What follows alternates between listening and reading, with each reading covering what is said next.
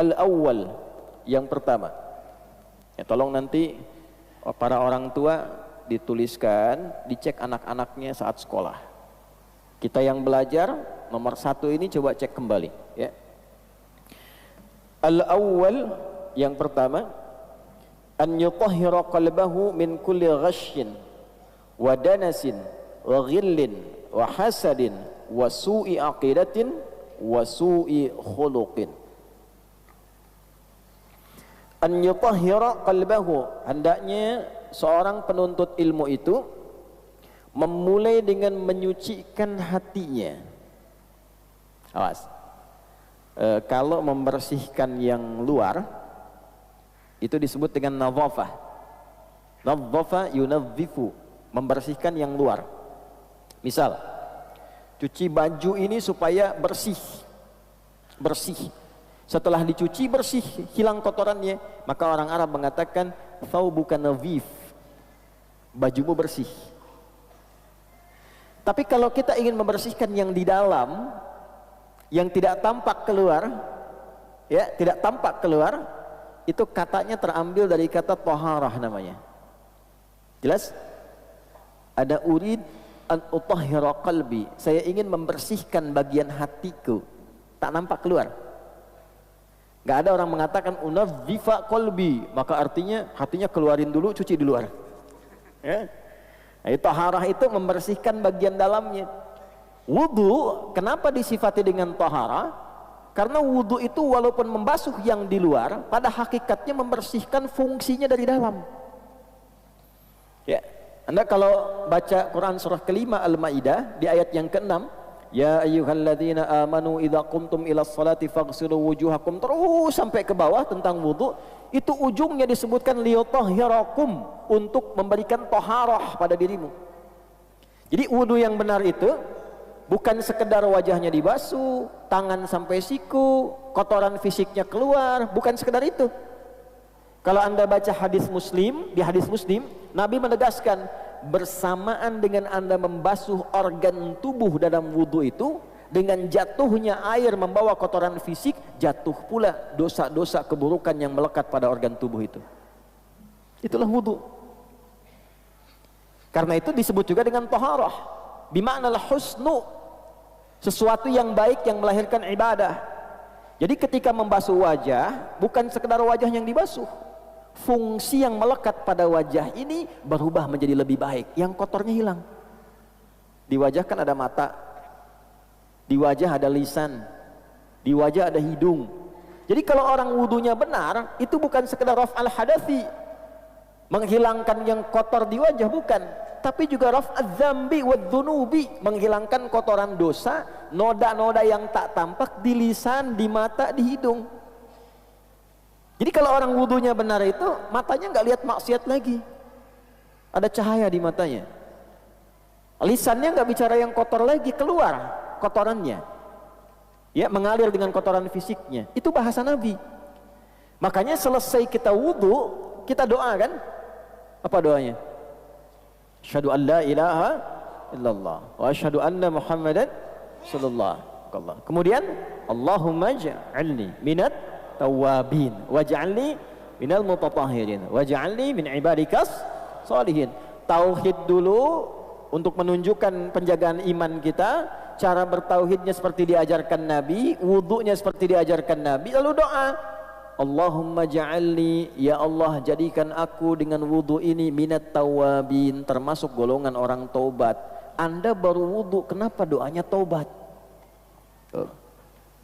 Sampai situ gak? Karena hakikat wudu itu menghilangkan sesuatu yang kotor. Kotor secara fungsi, ini lisan kotor. Maka saat wudu taubat, bukan hanya membuang apa yang ada di mulut, kotoran fisik. Itu kotoran-kotoran non fisik keluar, taubat kita. Makanya ulama sambil mengajarkan, mempraktekkan hadis yang disampaikan Nabi, sambil mengajarkan saat kumur-kumur, ya Allah jadikan lisan ini lisan yang baik, lisan sidqin fil awwalin wal akhirin. Di hati kita sampaikan itu, minta wajahnya wajah yang baik, tangannya mengerjakan yang baik-baik. Kemarin saya sampaikan di Jakarta, kenapa di ayat Quran itu tangan disebutkan sampai ke siku. Wa aydiyakum ilal marafiq, wa aydiyakum tanganmu sampai siku. Ila di situ lidilalati 'ala nihayah, menunjukkan ke ujung. Awal ke ujung, basuh dari sini ke sini. Kalau Anda basuh dari sini ke sini pun sah wudunya. Tapi dari segi mana? Afdolnya dari sini ke sini. Untuk menunjukkan apa? Untuk menunjukkan bahwa organ tangan yang biasa digunakan oleh manusia dan seringkali berbuat salah dengan organ itu, ini dari sini. Sini. Anda bikin status di Instagram kan pakai ini, bukan pakai ini. Huh? Ya kan? Nah, sampai ke situ memahaminya. Ya. Nah, karena kajian saya disertasi itu yang terakhir itu menganalisis bahasa Al-Qur'an 30 juz. Dari tafsir 30 juz. Nah, itu indah sekali. Ya. Nah, semuanya keterkaitan. Jadi begitu selesai kita berwudu, kita bertobat. Makanya orang yang benar wudunya pasti terjaga dari maksiat. Kenapa Nabi SAW mengatakan jaga wudu, jaga wudu, jaga wudu? Intinya dengan wudu yang benar itu menjaga kita dari maksiat. Latihan awalnya nahan batal, ya kan? Ditahan supaya nggak batal. Lama-lama terbiasa. Dan itu ketika dibawa pulang ke akhirat langsung ditandai oleh Allah. Di antara yang dibangkitkan pertama kali kata Nabi dari umatku, dia akan bangkit dengan wajah yang bercahaya, ghurral muhajjalin min atharil wudu, dari bekas wudunya. Para ulama memaknai dua, bekas wudu yang pertama rajin wudu. Makna yang kedua, dari rajin itu terjaga anggota tubuhnya dari perbuatan maksiat. Nah, perbuatan yang menghindari dari maksiat ini, tangan tidak bermaksiat, mulut tidak bermaksiat, telinga tidak bermaksiat, itulah yang menjadikan organ tubuh bercahaya di hari kiamat. Bukan karena airnya. Jadi itulah taharah. Penuntut ilmu saat akan mulai datang ke majlis ilmu, maka para ulama menyimpulkan dari keterangan Nabi, nanti ada hadisnya. Yang pertama dilakukan adalah an yutahhira qalbahu, membersihkan, menyucikan keadaan hatinya sebelum dia menerima ilmu. Ya, saya ambil beberapa referensi. Yang pertama saya ambil nasihat Imam Waqi dulu kepada Imam Asy-Syafi'i dari kalangan salaf yang terdahulu, tersambung nanti ke tabi'in, ke sahabat dan seterusnya. Kata Imam Asy-Syafi'i rahimahullahu taala, syakautu waqi'an an su'i hifzi. Saya pernah konsultasi kepada Imam Waqi guruku tentang kurang bagusnya hafalanku. Kira-kira kalau Imam Syafi'i kurang bagus hafalannya sebagaimana ya? Mungkin titik beda sedikit dengan koma mungkin ya? Ya. Itu disebut masih kurang bagus. Karena di ilmu hadis itu kan Imam Syafi'i itu ahli hadis juga.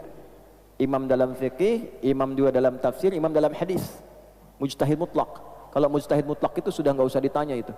Quran, tafsir, hadis, fikih, usul fikih dan sebagainya. Ya, di ilmu hadis itu kalau ada lupa sedikit aja, nanti turun kualitasnya. Ya, itu nanti tanda yang kedua dari 5 syarat hadis sahih.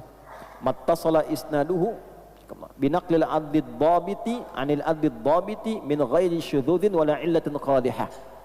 Syarat hadis sahih itu 5. Muttasil sanadnya, bersambung sampai ke Nabi sallallahu alaihi wasallam. Nah, orang-orang yang bersambung itu diteliti lagi. Satu, punya sifat adil enggak? Yang kedua, dhabit enggak? Dhabit itu kuat hafalan sehingga kalau ditanya enggak robah-robah.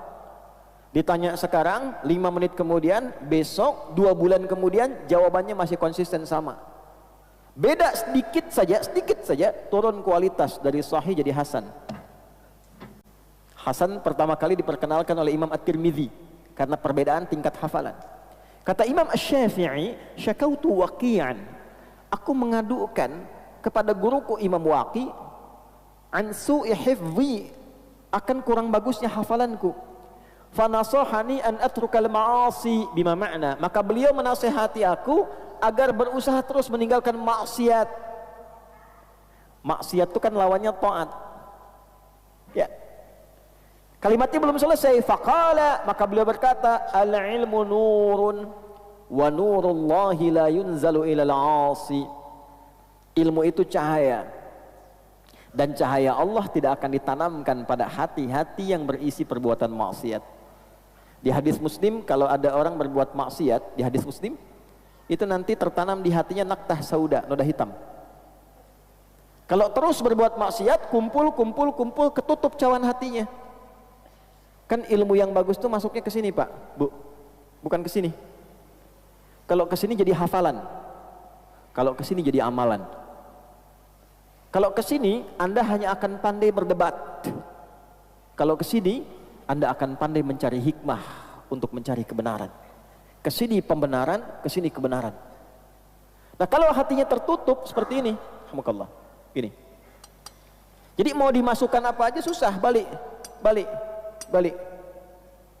Nah, cahaya Allah itu tidak akan sampai ke hati orang-orang yang dipenuhi kotoran maksiat. Jadi ingin memberikan kesan bahwa ilmu itu nanti ada dua. Ilmu yang berkah, ilmu yang tidak berkah. Nah, ilmu yang berkah itulah yang disebut dengan nurun, cahaya. Ya, Allah nurun alan nur, cahaya di atas cahaya. Artinya apa? Pemberi semua sinar segala kebaikan.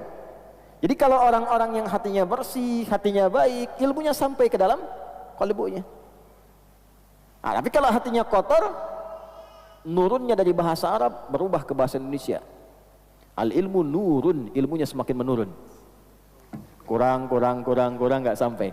Yang harusnya bahasa Arab jadi bahasa Indonesia. Nah, ini satu ya. An yutahhira qalbahu, membersihkan dulu hatinya.